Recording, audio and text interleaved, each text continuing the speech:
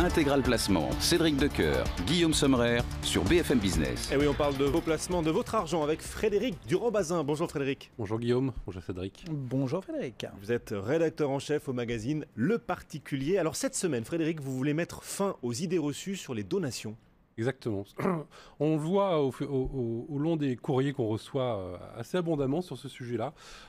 Visiblement, les gens sont un peu sont un peu perdus dans l'ensemble des réformes qui ont lieu. Je pense que depuis les 10 dernières années, on a dû avoir à peu près 10 réformes. Donc c'est extrêmement compliqué aujourd'hui de s'y retrouver. Et ce qui fait que aujourd'hui, nos abonnés, y compris vos auditeurs, se perdent un peu et continuent à avoir des idées préconçues sur les donations. Et donc c'est un peu l'idée qu'on a aujourd'hui, c'est de mettre fin à toutes ces idées reçues qu'on peut recevoir. Il y en a qui sont vraies, il y en a qui sont fausses. Donc on va essayer de remettre un peu les choses à l'endroit. Voilà, on va combattre les idées reçues sur les donations. Première idée reçue, on ne peut plus faire de donations après 80 ans. Vrai ou faux ? Alors, faux, bien entendu. Mais alors ça, c'est assez typique. Les gens confondent en fait le dispositif fiscal et le dispositif civil. Alors, bien entendu, vous avez le droit de faire des donations, quel que soit votre âge. Même si vous avez un âge très avancé, Jeanne Calment en son temps, vous pouvez très bien faire des donations à plus de 100 ans, il n'y a aucun souci. Les gens confondent l'âge des donations et l'âge auquel on peut encore bénéficier d'abattement. Alors, quand on fait des donations, notamment des donations de sommes d'argent, on est obligé de les faire avant 80 ans pour pouvoir bénéficier de l'abattement qui est de 31 865 €. Donc on rappelle juste que cet abattement, il doit être effectué à un enfant, un petit-enfant, un arrière-petit-enfant, à défaut à un neveu ou un arrière-petit-neveu ou une petite-nièce. Et il faut que, que l'enfant ou le petit-enfant soit majeur. Dans ces conditions-là, si vous faites une donation de somme d'argent, donc en liquide, par chèque, par virement, comme vous voulez, vous bénéficiez de cet abattement de 31 865 €. Mais au-delà de ça, au-delà de 80 ans, vous pouvez faire des donations comme vous voulez, bon, vous serez taxé. Alors, une autre idée qu'on entend souvent, il faut attendre 15 ans pour que l'abattement sur les donations se reconstitue. Alors là, pour une fois, c'est vrai. Et c'est nouveau. Parce que jusqu'à l'an dernier, il fallait attendre 6 ans. Non, 10 ans, pardon. Et l'année d'avant, il fallait attendre 6 ans. Moi, je m'y perds. En fait, ce délai de 15 ans, c'est le délai pendant lequel l'abattement de 100 000 € se reconstitue. Donc vous savez que quand vous faites une donation à un enfant, vous avez le droit à lui donner 100 000 € en franchise totale d'impôt. C'est 100 000 € par enfant et par conjoint. Enfin, c'est 100 000 € par enfant et par donateur. Donc effectivement, si 2 parents du couple donnent 100 000 € chacun à l'enfant, ça sera exonéré et l'enfant recevra de 100 000 €. Il faut attendre effectivement 15 ans pour que l'abattement se reconstitue. La petite subtilité, c'est que si vous faites des donations au fil du temps, donc imaginons qu'en 2013, vous faites une donation de 60 000 € et en 2015, vous allez faire une donation de 40 000 €. Donc dans les deux cas, l'enfant sera exonéré parce que vous aurez donné dans le cadre de cette enveloppe de 100 000 €, mais l'abattement ne va pas se reconstituer intégralement immédiatement. C'est-à-dire que pour la première donation de 60 000 €, il va falloir attendre 2028. Et en 2028, vous pourrez refaire une donation, mais uniquement de 60 000 €. Parce que seulement 15 ans se seront écoulés entre la première donation et la suivante. Par contre, si vous voulez donner plus, il faudra attendre 2030 pour donner le reliquat à 40 000 €. Bon, après, si vous voulez donner au-delà de ces montants, comme on le dit, c'est toujours possible, mais là, vous serez taxé. Parce qu'on peut fractionner ces 100 000 €. Hein. Sur les 15 ans, on peut sûr, donner... Vous pouvez donner 10 000 € par an, si ça vous chante, ou tout d'un coup. Justement, rebondissons sur ces 100 000 €. On n'a pas le droit de donner plus de 100 000 € à chacun de ses enfants. Alors là, on revient un peu à ce qu'on s'était dit au début, mais c'est une vraie question. Vous pouvez donner la somme que vous voulez à qui vous voulez. La problématique, c'est juste une problématique fiscale. Comment vous serez taxé ? Donc si vous donnez plus de 100 000 € à un enfant, eh bien votre enfant sera taxé sur la fraction qui excède le montant de l'abattement. Donc là, en l'espèce, l'abattement est de 100 000 €. Si vous donnez 200 000 €, vous serez, l'enfant ou le petit-enfant sera taxé sur la fraction excédentaire, donc sur les 100 000 €, et ça passera au barème progressif. Mais rien ne vous interdit, bien entendu, de donner les sommes que vous voulez, et à qui vous voulez. Enfin, sauf qu'on y reviendra tout à l'heure. Allez, on continue de combattre les idées reçues sur les donations. Une autre idée reçue, est-ce que lorsqu'on a déjà effectué une donation en 2005, il faut attendre 2020 pour recommencer ? Idée reçue qu'on entend régulièrement. Oui. Alors, ça concerne plus spécifiquement les donations de sommes d'argent. Pourquoi ? Parce qu'en 2005, souvenez-vous, vous étiez tous nés, Nicolas Sarkozy a mis en place un dispositif qu'on a évoqué tout à l'heure, qui était la donation de sommes d'argent. On pouvait donner jusqu'à 30 000 euros à ses enfants ou petits-enfants en franchise d'impôt. L'idée, qui était à l'époque, de pouvoir faire circuler plus rapidement l'argent entre les générations et relancer la machine économique. Mais sauf qu'au départ, c'était un dispositif qui devait être temporaire. Il devait prendre fin au 31 décembre 2005. Mais devant le succès de ce type de donation, le dispositif a été reconduit et est devenu pérenne. Mais alors, qu'est-ce qui s'est passé pour les gens qui ont donné à l'époque dans cette fraction de dispositifs temporaires et qui veulent aujourd'hui recommencer?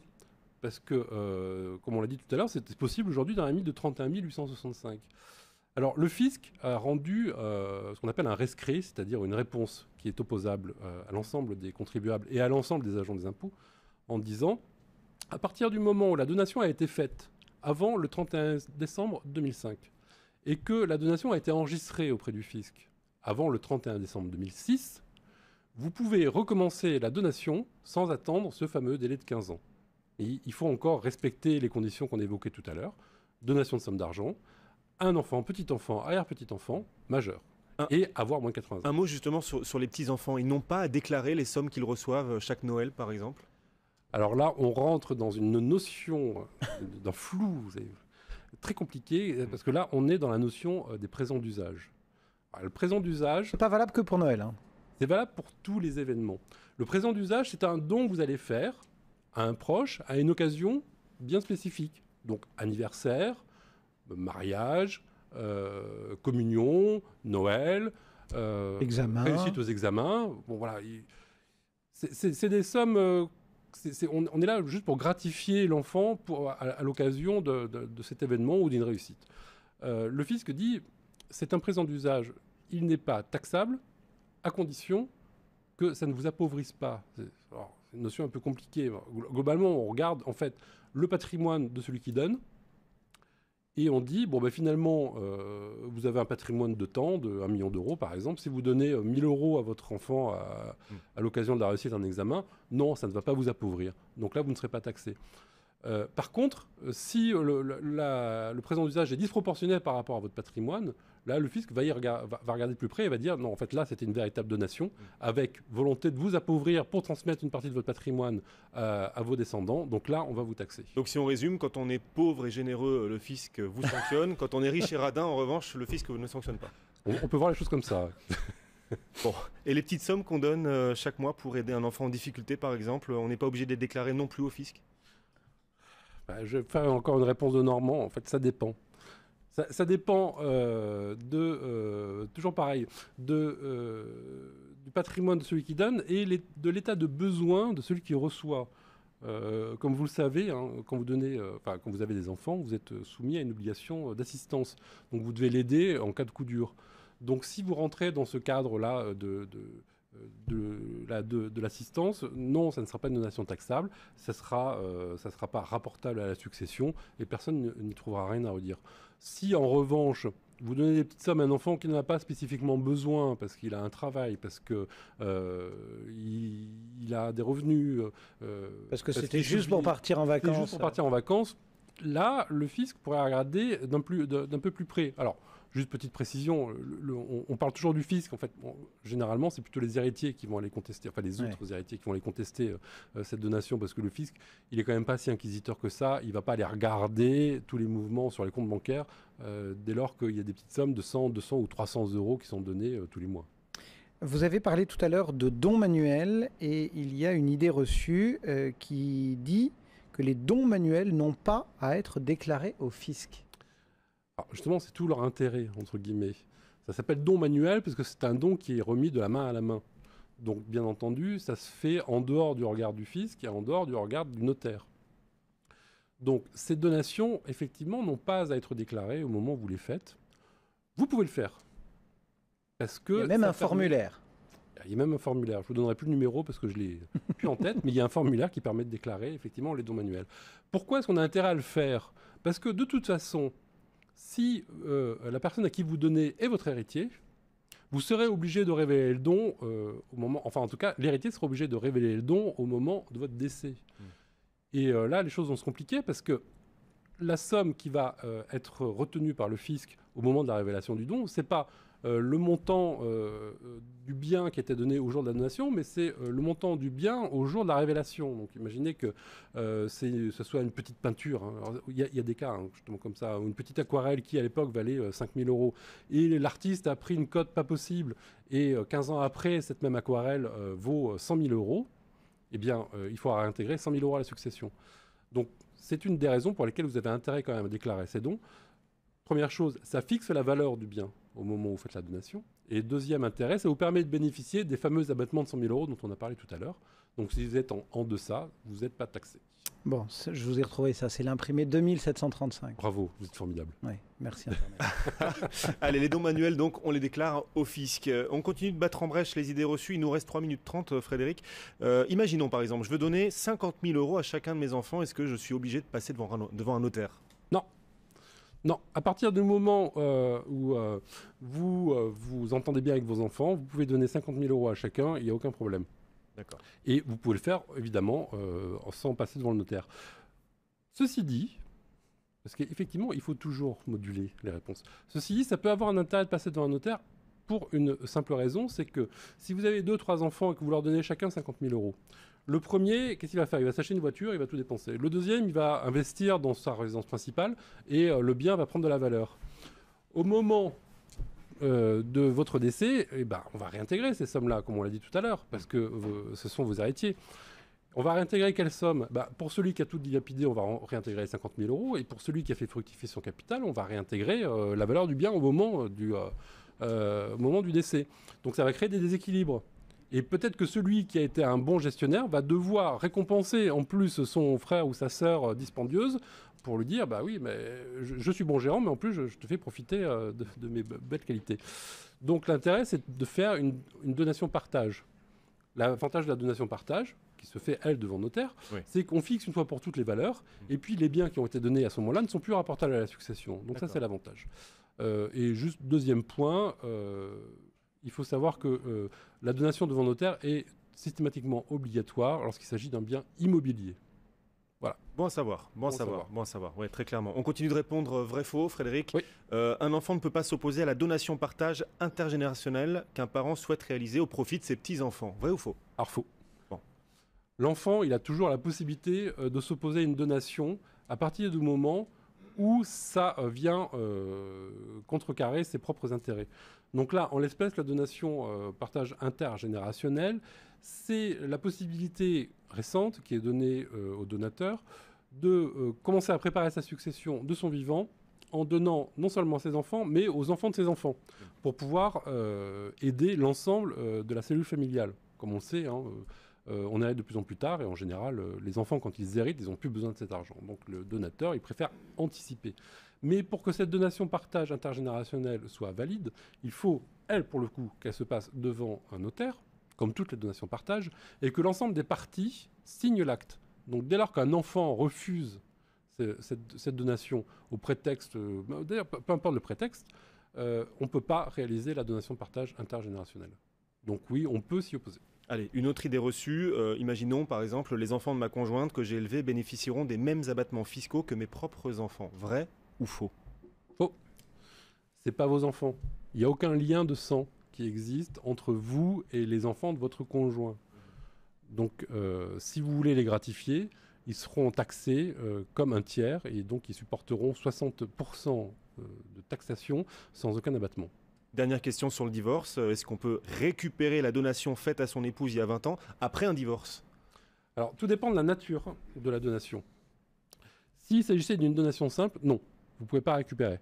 Il y a le fameux adage, donner c'est donner, reprendre c'est voler. Par contre, si c'est une donation au dernier vivant, vous savez, c'est une donation qui permet d'avantager le conjoint au moment de son décès, de toute façon, le divorce rend caduque cette donation au dernier vivant. Donc là, oui, vous pourrez récupérer les biens qui ont été donnés à cette occasion. Ah ben voilà, je crois qu'on a bien battu en brèche les idées reçues là, Frédéric. Et il en reste encore plein. Oui, il en reste encore plein, il y en avait plein d'autres. Et on est arrivé au bout du temps qui nous était imparti. Merci Frédéric. On se retrouve tout à l'heure, pour répondre à nos téléspectateurs. À tout à l'heure. Envoyez-nous vos questions, n'hésitez pas sur votre argent sur notre site bfmbusiness.com et on vous répondra à partir de 12h05. Et le CAC perd 2,38%, toujours pénalisé par les élections italiennes. Jusqu'à 12h30, Intégral Placement. 100% placement, 100% BFM Business. Et Frédéric Lorenzini qui vient de nous rejoindre. Bonjour Frédéric. Bonjour Cédric. Consultant chez MCV France. Ce matin, vous faites le point sur les performances des ETF grâce à une étude qui montre que certains ETF qui suivent le même indice peuvent pourtant ne pas avoir la même performance. Oui, c'est une analyse qu'a Comment on fait réalisée Lyxor, le producteur français. C'est simple, vous prenez concrètement, on va prendre les ETF qui suivent le CAC 40. Sur 6 mois, vous avez un écart de performance qui peut être assez sensible. Certains sont à 7,98 et d'autres sont à 5,12. Alors on laisse de côté le OSIAM ETF CAC 40 Equally Rate parce que lui est sur un CAC 40 équipondéré. Alors il y a plusieurs facteurs qui expliquent ces écarts de performance. D'abord, il y a le TER, le total de frais sur encours. Sur ces ETF CAC 40, il varie de 0,20 à 0,30%. Et puis, il y a un deuxième facteur qui est les spreads, les écarts entre l'offre et la demande. C'est une chose dont on parle relativement peu concernant les ETF. Vous savez, c'est coté en bourse, donc il y a un prix pour l'offre, un prix pour la demande, et puis des fois, il y a un écart qui est important. Et ça explique les écarts de performance entre des ETF qui suivent le même indice. Dans quelle proportion ? C'est très concret. On va prendre les 10 ETF les plus échangés sur la place de Paris. Alors, le tout premier, c'est un Lyxor Eurostock 50 avec à peu près 17 millions d'euros échangés par jour. Et là, vous avez un spread de 4 points de base. Un rappel, un point de base, c'est 0,01%. Et puis, le 10e, c'est un Lyxor DAX leveragé. Là, on est en dessous des 5 millions d'euros échangés par jour. Et on a déjà des spreads qui montent à quasiment 10 points de base. Donc, ce qui va se passer, c'est que plus on va descendre dans ce classement, plus le volume va être moindre, petit, et donc les spreads vont s'écarter progressivement. Si on prend le OSIAM qu'on évoquait, le OSIAM CAC 40 équipondéré, on a moins de 10 000 euros qui s'échangent tous les jours. Les spreads, c'est 27 points de base. Le Amundi ETF GSCI, c'est un ETF sur indice de matières premières. Moins de 90 000 euros échangés tous les jours. Et là, le spread, c'est 60 points de base. Et puis, un dernier exemple, le Lyxor ETF VIX. C'est un ETF qui joue l'indice de la volatilité. Là, le spread, c'est 200 points de base. Oui, c'est 2%. Il y a d'autres facteurs, Frédéric, qui peuvent influencer la performance d'un ETF ? Il y a la gestion elle-même. C'est vrai qu'un ETF, c'est de la gestion passive, mais il y a plusieurs façons de réaliser cette gestion. On peut être soit en réplication physique, c'est-à-dire que dans l'ETF, on va retrouver les constituants de l'indice, soit en réplication synthétique avec des produits dérivés, des stratégies de swap et de couverture. Et ça explique aussi la différence de performance. Où est-ce qu'on peut trouver ces informations pour mieux les comprendre ? Alors, ces informations, vous allez les trouver sur le site du gérant. Quasiment toutes les sociétés de gestion indiquent maintenant si elles sont en réplication physique et synthétique. Et puis, vous allez trouver sur le site d'Euronext les statistiques mensuelles avec les volumes d'échange pour chacun des ETF et les spreads, ces fameux spreads, ces écarts entre l'offre et la demande. C'est ça qui va vous permettre d'y voir un petit peu plus clair. Un dernier conseil ou on a fini ? Oui, un dernier conseil, parce que cette étude de Lyxor, elle est intéressante. Ça montre bien que les ETF, certes, c'est séduisant. Quand on choisit un ETF, on choisit une classe d'actifs, un indice. On va se dire que le CAC 40 est un bon indice bien diversifié qui peut être représentatif du marché français. Il faut aussi tenir compte de l'exécution. C'est-à-dire qu'à indice identique, on va avoir des performances différentes, tout simplement en fonction de l'exécution. Ça, c'est un enseignement important pour les investisseurs. Frédéric Lorenzini, consultant chez MCV France. Merci beaucoup Frédéric, bonne journée. Et messieurs, pendant que vous parliez, le CAC 40 a accru ses pertes. On perd 2,5% quasiment sur le CAC, 3631 points. L'Italie, évidemment, en cause après le résultat des législatives. La bourse de Milan perd quasiment 5%. Restez avec nous, on continue d'en parler dans un instant. À tout de suite. Ah oui, c'est notre promesse quotidienne. Chaque jour à cette heure-ci, on répond à vos questions que vous nous envoyez chaque jour sur notre site bfmbusiness.com. Et aujourd'hui, c'est Frédéric Durand-Bazin qui va vous répondre. Ça va toujours, Frédéric ? Formidable. Vous êtes rédacteur en chef du magazine Le Particulier. On a une première question de Jeanne. Jeanne se demande si des grands-parents peuvent imposer à leurs enfants de partager l'héritage avec les petits-enfants. Ouais. Alors justement, c'est intéressant parce que les gens continuent à être très inquiets ou enfin en tout cas ils posent beaucoup de questions sur la donation. Alors là, on est dans le cas de la transmission. Alors oui, les grands-parents peuvent rédiger un testament dans lequel ils partagent les biens directement entre leurs enfants et les petits-enfants. Et si l'un d'eux n'est pas content, il n'a pas d'autre moyen que de refuser sa part. Mais il ne peut pas contester cette donation, cette transmission-partage. C'est assez autoritaire et arbitraire, hein, ça on est clair, hein, parce que de toute façon, voilà, les choses sont comme ça, on peut pas revenir dessus, on peut plus discuter, c'est trop tard. On peut plus discuter. C'est un peu plus cher d'ailleurs que la donation partage transgénérationnel qu'on a évoqué tout à l'heure, parce que là il faut quand même payer les droits de partage de 2,5%, mais en tout cas c'est redoutablement efficace. Par contre il y a des contraintes. Alors, la première contrainte, c'est qu'il ne peut s'agir que de biens personnels. Donc, dans le cadre d'un couple qui souhaite ainsi transmettre par voie testamentaire, il ne peut inclure dans ce partage que les biens propres. Donc, les biens communs ne peuvent pas être intégrés dans cette action. Donc, ceux de chaque conjoint, oui, mais pas ceux du couple. Voilà. Donc, c'est pour ça qu'en fait, c'est une forme de transmission qui est plutôt intéressante dans le cadre de veuf ou de veuve. L'autre contrainte, c'est bien entendu qu'on ne peut pas déshériter ses enfants. Bon, ça, c'est un grand principe de toute façon de droit français. Il faut respecter ce qu'on appelle la réserve. La réserve, c'est chaque enfant a le droit à une partie de votre patrimoine. Quand vous avez un enfant, il va récupérer ainsi 50% de votre patrimoine. Quand il y a 2 enfants, ils vont récupérer chacun un tiers. Quand il y a 3 enfants, ils vont récupérer chacun un quart. Bon, ça, c'est impossible à remettre en cause. Voilà. Alors, juste une petite précision pour terminer sur cette question. C'est vrai que jusqu'à présent, on avait encore un peu des doutes sur la validité juridique de ce type de montage, de prévoir dans le testament l'attribution de partage entre les enfants et les petits-enfants. La Cour de cassation vient de lever cette incertitude et donc a validé ce montage juridique qui avait été inventé par les notaires. Voilà donc pour cette question qui avait encore de loin, mais encore un peu trait aux questions d'héritage.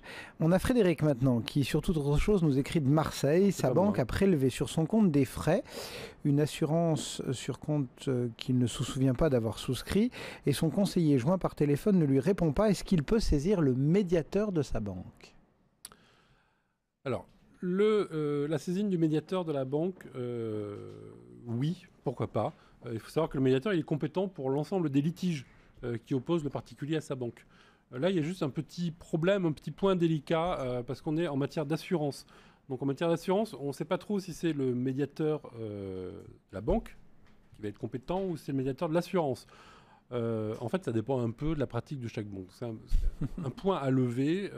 D'ailleurs, chaque année, quand les différents médiateurs font leur rapport, ils pointent du doigt ce problème en disant en matière d'assurance, ça serait bien qu'un jour, quand même, il y ait un texte réglementaire qui vienne fixer clairement les règles. Donc, bon, en l'espèce, rien ne lui interdit de toute façon de saisir le médiateur de la banque, mais il ne peut pas le faire tout de suite. Il y a une procédure quand même à respecter. Il faut d'abord que notre auditeur fasse d'abord un courrier à la direction de son agence pour lui faire part de son étonnement et de son questionnement. Si jamais il n'a pas de réponse à cette missive, il va falloir qu'il adresse un courrier au service de réclamation de sa banque. Toutes les coordonnées de ces différentes personnes sont indiquées normalement sur les relevés bancaires ou en tout cas au moins sur les relevés de frais annuels que vous recevez chaque année en début d'année. Et c'est qu'une fois que vous aurez épuisé ces 2 voies de recours que vous pourrez saisir le médiateur. Allez, une autre question de Valérie qui nous écrit de Saint-Maur. Il y a apparemment des caméras de vidéosurveillance dans son immeuble et elle se demande si elle peut répercuter leurs coûts sur son locataire. Donc Valérie doit visiblement être bailleur, hein, et elle doit vouloir essayer de récupérer les charges d'installation ou de maintenance d'un service de télésurveillance auprès de son locataire. Alors, il faut savoir que en fait, les charges récupérables sont fixées de manière limitative dans un décret qui date du 26 août 87. Le problème, c'est que en 87, ce type de dispositif n'existait pas. Mais c'est pas les seuls. Hein. Il n'y avait pas Internet, donc il n'y avait pas les frais de mise en place du câble, il n'y avait pas la fibre optique. Il n'y avait pas Frédéric Durand-Bazin sur BFM. Moi non plus. J'étais à peine né. Donc en fait la difficulté c'est qu'est-ce qu'on fait de ces frais-là ? Est-ce qu'ils sont récupérables ou pas ? Et en fait la Cour de cassation a dit très clairement qu'en matière de télésurveillance, les frais ne sont pas récupérables sur le dos du locataire. Bon. Il n'est pas exclu que les choses évoluent. On sait que Madame Duflot, le ministre du Logement, a en préparation une réforme des rapports locatifs. Donc le décret de 87 pourrait être revu, ou en tout cas mis à jour pour intégrer les nouvelles technologies, ou en tout cas les dépenses qui n'existaient pas à l'époque, et qui aujourd'hui sont des dépenses quasiment obligatoires pour les propriétaires. Et bien voilà pour ces questions de télésurveillance. On marque une petite pause à 12h12. On poursuit notre séance de réponse à vos questions avec Jean-Paul qui nous écrit de La Rochelle. Il a entendu dire que la deuxième tranche de travaux de mise en sécurité des ascenseurs allait être reportée. Qu'en est-il exactement ? C'est un peu comme le serpent de mer ou le monstre du Loch Ness. Cette fameuse loi dite sécurité des ascenseurs existants a été adoptée en 2003 et prévoyait la mise aux normes des ascenseurs en plusieurs tranches. Donc il y a 3 tranches de travaux qui sont prévues. La première, initialement s'interrompait en juillet 2008. Cette première tranche a déjà été reportée une première fois à décembre 2010. Il y a une deuxième tranche là, qui doit venir effectivement à échéance en juillet 2013, qui porte également sur les travaux de mise aux normes des ascenseurs. Il semblerait que beaucoup de copropriétés n'aient pas entamé les travaux ou ne les aient pas fini de les réaliser. Donc effectivement, il y a une forte demande aujourd'hui de la part des associations des responsables de copropriétaires de repousser cette tranche parce qu'elle est trop proche. Les ascensoristes n'ont pas le temps de s'occuper de l'ensemble des parcs d'ascenseurs. Il y a plus de 8 millions de parcs d'ascenseurs en France. Donc bon, bref, aujourd'hui, c'est un dossier qui est éminemment politique. La ministre du Logement, Cécile Duflot, devrait très prochainement se prononcer et indiquer si oui ou non il y aura un report de la tranche, de la deuxième tranche des travaux dans les ascenseurs. Et si c'est le cas, en fait, ce sera plus un sursis en fait qu'un report. Ce qui voudra dire qu'il faudra quand même faire valider les travaux avant le 31 décembre 2013 et les faire réaliser en 2014. Alors ça, c'est sur les principes. Mais concrètement, est-ce que les copropriétaires ont intérêt aujourd'hui vraiment à repousser ces travaux ? Pas nécessairement, parce que ça ne nous aura sans doute pas échappé qu'à partir de 2014, le taux de la TVA va augmenter. Vous savez, c'est des mesures qui ont été annoncées par le gouvernement pour financer le crédit d'impôt entreprise. Donc le taux sur les travaux va passer de 7% à 10%. Donc ça veut dire qu'on va avoir 3 points de plus à payer. Est-ce que ça vaut le coup finalement de retarder ces travaux de 6 mois et puis finalement payer 3% de plus sur la facture, ou commencer dès à présent à les lancer, à voir les différents ascensoristes, à se faire un devis et puis à les lancer dans la foulée.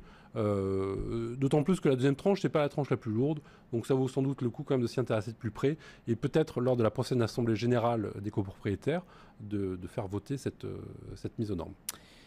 Voilà, donc ne pas forcément repousser de trop cette mise aux normes, Jean-Paul. Allez, on sort de l'ascenseur là et on va rentrer dans les placements de Pierre. Pierre nous écrit de Frontignan et il veut diversifier ses placements. Il se demande si les ventes à réméré sont une bonne idée. Alors on va peut-être rappeler ce que sont des ventes à réméré. C'est vrai que c'est pas un dispositif dont on entend parler régulièrement. C'est un dispositif qui n'est pas tellement patrimonial mais qui est prévu par le Code civil. C'est l'article 1659 du Code civil qui prévoit effectivement la faculté de rachat d'un bien immobilier à titre provisoire, avec en indiquant dans la clause d'achat la faculté de racheter le bien au bout d'un certain délai.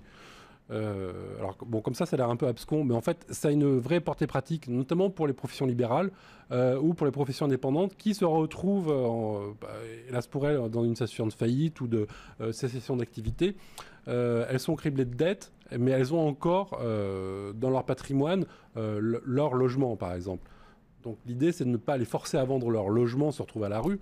Au contraire, c'est de pouvoir mettre en place ce dispositif de réméré, c'est-à-dire que l'actuel propriétaire va vendre ce bien à une personne privée, en indiquant dans l'acte, je me prends la faculté de le racheter dans un délai qui peut courir de quelques mois jusqu'à 3 ans, et la faculté, à terme, de faire jouer cette possibilité de racheter le bien.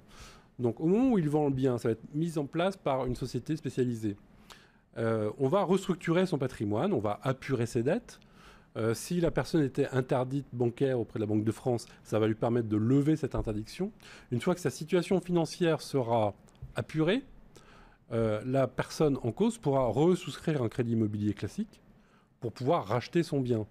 Et comme l'idée, c'est qu'elle puisse rester en place, elle va signer également avec son acheteur une convention d'occupation, un peu comme un locataire avec un bailleur. C'est presque un prêt relais. Non, c'est presque, souvenez-vous, le crédit hypothécaire qui avait été mis en place par Nicolas Sarkozy quand il était ministre de l'économie. C'est quelque chose qui n'a jamais marché, qui était juste proposé par le Crédit Foncier à l'époque. L'idée, c'était, quand vous êtes âgé, vous disposez uniquement d'un patrimoine immobilier, vous prenez un crédit sur 50%, 60% de la valeur du bien, ça vous permet de consommer, ça vous permet de vivre vieux. Si jamais vous ne remboursez pas, ces sommes seront déduites de votre succession. Donc là, on est un peu dans le même principe. Alors, l'intérêt pour l'acheteur, parce qu'il faut quand même regarder l'intérêt de l'investisseur, c'est que, a priori, ce sont des formules qui offrent des rentabilités assez élevées. Les sociétés spécialisées tablent entre 7 et 10 ou 12% de rémunération nette. C'est pas mal. Par les temps qui courent, c'est pas mal. C'est pas mal. Alors, je ne voudrais pas quand même qu'il y ait l'ensemble des auditeurs qui se précipitent pour aller souscrire ce type de produit. Sachez que ce n'est pas à distribuer comme ça au guichet des banques de manière inconsidérée. Il faut qu'en face, vous ayez quelqu'un qui ait besoin de mettre en place ce dispositif de réméré. Donc en fait, il faut passer par une société spécialisée. Bon, on en a identifié deux. La première s'appelle Réméré Conseil. La deuxième s'appelle Socapi. C'est des sociétés qui font ça depuis longtemps. Donc elles peuvent vous aider à mettre en place ce type d'investissement. Donc les ventes à Réméré, ça peut être utile, mais 2013 ne sera pas l'année des ventes. Non, ça ne sera pas l'année des ventes. Il n'y aura pas de boom malgré votre intervention là à l'instant. Non. Bon, dommage. Allez. Merci beaucoup pour ces quelques réponses aux auditeurs. N'hésitez pas à nous écrire, hein. Vous pouvez le faire tout au long de la semaine et nous, on répond jour après jour à vos demandes. Le CAC 40, moins 2,15%. La semaine prochaine.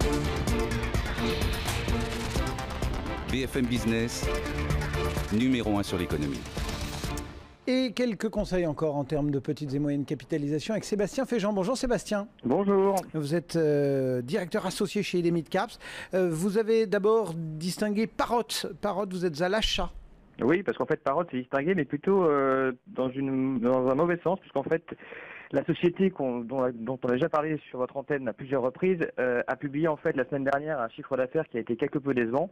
En gros, c'est que le chiffre d'affaires a seulement progressé de 1,8% au quatrième trimestre à 73 millions d'euros, mais surtout la mauvaise nouvelle est venue des marges, puisqu'en fait on a eu une baisse de la marge qui a été assez significative, près de 4 points sur le dernier trimestre, et la problématique est venue de ce qu'on appelle l'EOM, c'est-à-dire que ce que Parrot propose en termes de tout ce qui est système main libre pour les constructeurs automobiles.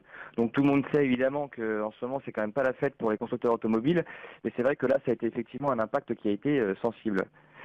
Et l'autre élément a été, évidemment, le fait que tout ça a été assez mal perçu par le marché, puisqu'en fait, maintenant, le titre recule de près de 13% depuis le 1er janvier.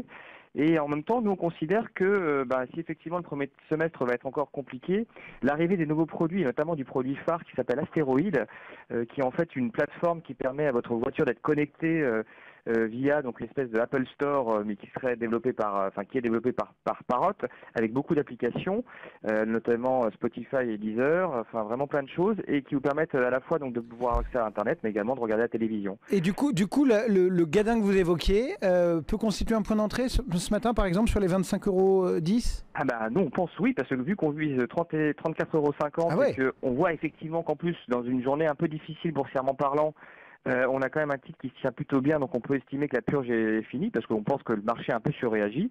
Parce qu'encore une fois, ces nouveaux produits, avec en plus l'arrivée des drones professionnels, devraient être un signe positif pour la croissance du second semestre. Donc on attend effectivement un premier semestre qui sera encore moyen, mais en même temps, il y a quand même effectivement un momentum technologique qui est toujours très bon chez Parrot, et donc nous, on est assez positif. 25,29 avec un objectif de cours de 34,50. Vous êtes positif également sur l'Easy.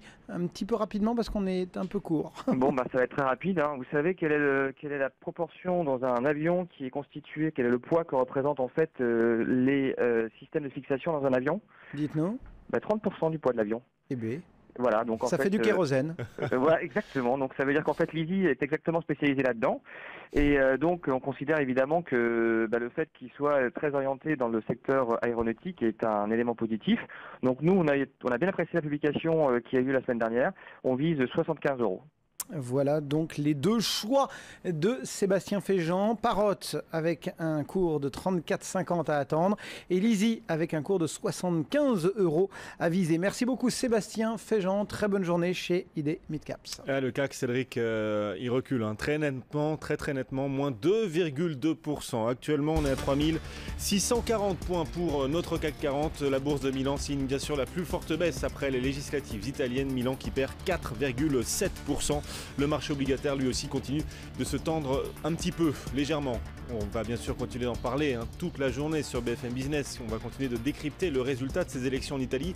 Et puis on va aussi voir ce qu'il faut attendre de Ben Bernanke. Il doit s'exprimer aujourd'hui devant une commission du Sénat américain. Lui aussi est attendu au tournant. On va en reparler bien sûr dans Intégral Bourse cet après-midi. Ce sera à partir de 15h avec Grégoire Favé. Et puis on va aussi en parler dans un petit instant au cœur de votre JT, le JT de l'écho, le 12h30 avec Delphine New. Nous avec Cédric, on vous donne rendez-vous demain matin. Très bonne journée à tous.